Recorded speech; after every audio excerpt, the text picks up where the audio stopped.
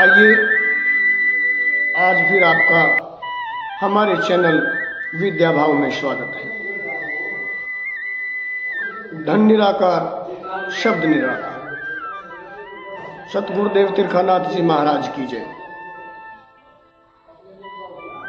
हे परमेश्वर, हे सच्चे मालिक, आप सबके घर में सुख शांति प्रदान करने वाले हैं, आप सबको ज्ञान प्रदान करने वाले हैं, आप सबको बुद्धि प्रदान करने वाले हैं, आप सबकी इच्छा जैसी हो उसको वैसा ही फल देने वाले हैं। आप सर्वशक्तिमान है परमेश्वर। हे प्रभु, मेरी विनती कि आप समस्त संसार के अल्प बुद्धि लोगों को बुद्धि प्रदान करें, अज्ञानियों को ज्ञान प्रदान करें, और जो भक्त आपका आचरण लेकर आपकी सेवा में नित्य कर्म करता है, प्रभु आप उसको तो देते ही हैं, आप उस पे भी दया करें जिसने कर्म को जाना ही इसने ही समझा ही नहीं। इसलिए सबसे पहला विषय मेरे श्रोताओं, भक्तजनों, प्यारी प्यारी साध संगत जी, आपके सामने मैं रखना चाहूंगा कि धर्म के ऊपर बड़ा विवाद है। धर्म प्रभु ने, मालिक ने किसी का बनाया ही नहीं, स्थापित ही नहीं किया। प्रभु ने इंसान को बनाया तो धर्म भी इंसानियती होना चाहिए, ऐसा गुरुजनों का ज्ञान हमें मिला। और हमारा मानना यही है कि अगर इंसान इंसानियत का धर्म भी नहीं निभा सकता, फिर वो किसी धर्म का आचरण और किसी धर्म को निभाने वाला हो ही नहीं सकता। प्यारी साध संगत जी, परमेश्वर अथाह सागर है, इसलिए हम कहते हैं कि आप जिस धर्म में भी हैं अपने धर्म का पालन करें। और धर्म क्या है? लड़ना धर्म नहीं है, ईर्ष्या धर्म नहीं है, एक दूसरे को देखकर मारना काटना धर्म नहीं है। धर्म है, अगर आप हिंदू हैं तो आप उस ईश्वर का भजन कीजिए जिसने आपको बनाया, सारी सृष्टि को बनाया, सारी कायनात को बनाया। और अगर आप मुस्लिम हैं, उस खुदा की बंदगी कीजिए जिस खुदा ने सब कुछ बनाया। आप सिख हैं, उस सतगुरु की भक्ति कीजिए, उस सतगुरु की बंदगी कीजिए जिसने इस संसार में अपना महाबलिदान, गुरु गोविंद सिंह जी महाराज ने 10वें गुरु जो सिखों के अपने दोनों बच्चे दीवार में जिंदा चुनवा दिए। गुरु नानक साहिब जी जिन्होंने जीने की राह और जीने का एक मध्य इस इंसान को सिखाया। महापुरुषों ने तो हमेशा संसार को दिया है, अपने बुजुर्गों की, अपने बड़ों की बात मान करके चलने वाले का हमेशा कभी अमंगल नहीं होता। आप देख लीजिए, दुर्योधन को बार बार पितामह ने समझाया, लेकिन बड़ों की बात नहीं मानी तो पतन हो गया। कंस को बड़े छोटे सभी ने समझाया, लेकिन उसने नहीं मानी, पतन हो गया। प्रहलाद भगत इस संसार में हुए हैं, हमारे सनातन धर्म में हुए हैं। प्रहलाद भगत जी, प्रहलाद जी राक्षस पुत्र होकर के परमात्मा की प्राप्ति की, क्योंकि जो स्वार्थ में पिता ने उनको समझाया, स्वार्थ की बात नहीं मानी। क्योंकि प्रहलाद कहता है कि प्रभु आप हो सकते हैं पिता के रूप में, लेकिन जगत पिता तो वो है जिसने आपको बनाया, मुझे मत बनाया, मैं नहीं मानूंगा इस बात। इसलिए मेरे प्रिय श्रोताओं, मेरी प्यारी साध संगत, आप सभी प्रभु का आचरण करते हुए जिस धर्म में भी हैं, वहां अपने धर्म पे रह करके उस ईश्वर को भजिए, क्योंकि धर्म ही यही है। कहा कर्म करे से ज्ञान मिले, और ज्ञान मिले से ध्यान, और ध्यान मिले से भक्ति मिले, और भक्ति से भगवान।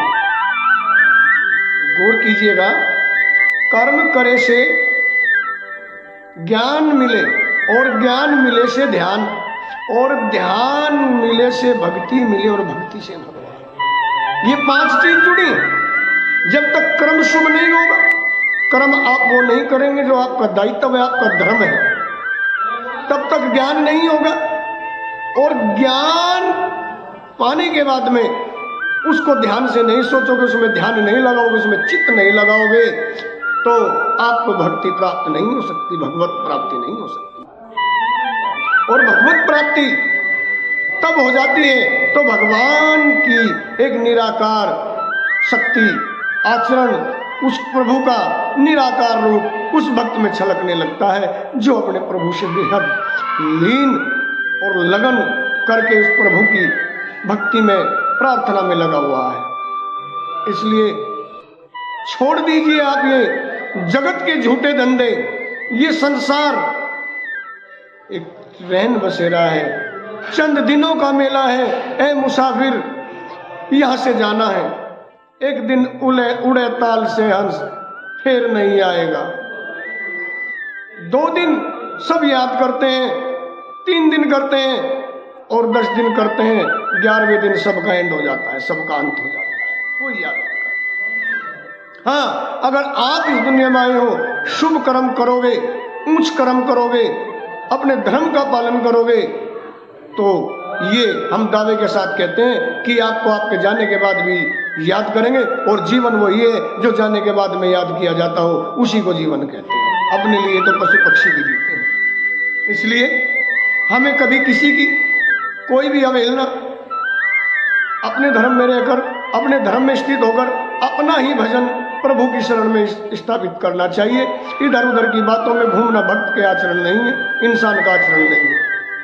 इंसान एक खुद में इतनी बड़ी परिभाषा है, खुद में इतनी बड़ी चीज है, इतनी बड़ी वस्तु है, लेकिन ये इंसान पहचानता नहीं।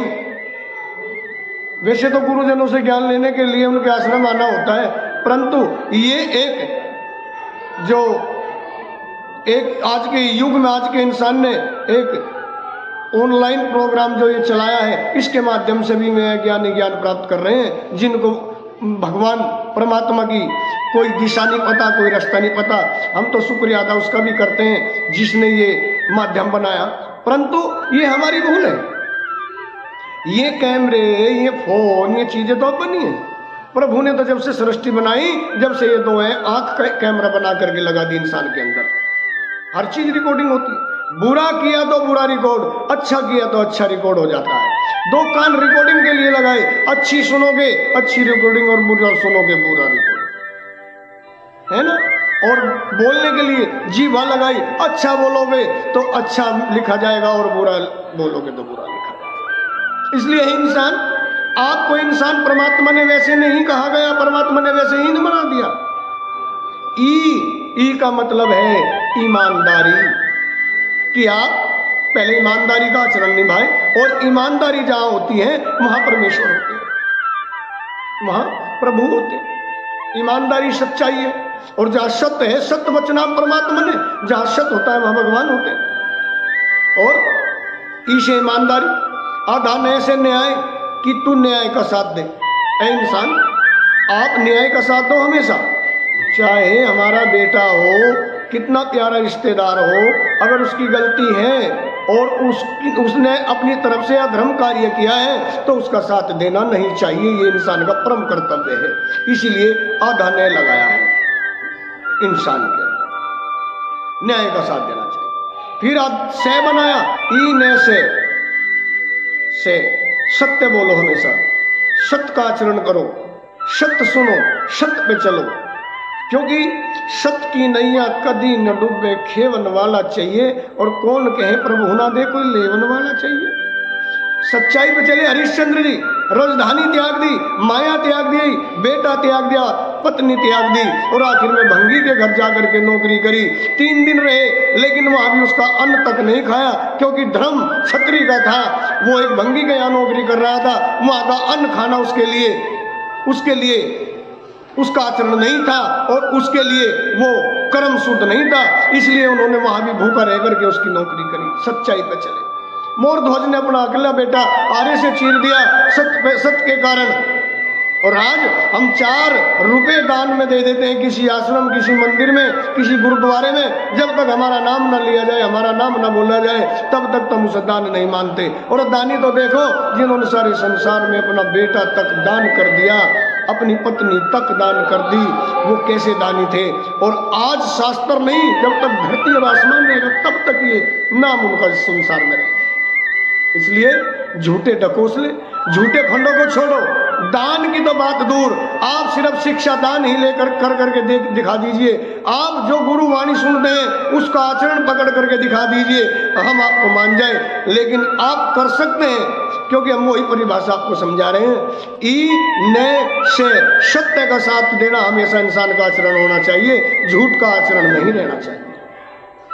फिर आ लगाया, अगर आप आर्यों जैसी सोच नहीं रखोगे, पाखंड से नहीं बचोगे, क्योंकि आर्य शब्द कोई बुरा नहीं है, हमारा देश भी सबसे पहले आर्यवर्त था। इसलिए आर्यों जैसी सोच, आर्यों की सोच क्या होती है? पाखंड से बचना। यहां दो पत्थर देखें, यहां परमात्मा, वहां देखें वहां परमात्मा। अरे परमात्मा तो आपके अंदर विराजमान है। उस परमात्मा को भजन द्वारा, परमात्मा के उस शुद्ध ज्ञान द्वारा धोना है जो आपके प्रत्यक्ष हो जाएगा। हाँ, पत्थर में प्रभु मिल सकते हैं, लेकिन लगन रसखान जैसी होनी चाहिए, लगन मीरा जैसी होनी चाहिए। लेकिन आप लोगों की लगन तो कहीं और ही लगी है। संत समागम हरि कथा तुलसी दुर्लभ दो, शुद्ध धारा लक्ष्मी तो पापी के भी हो।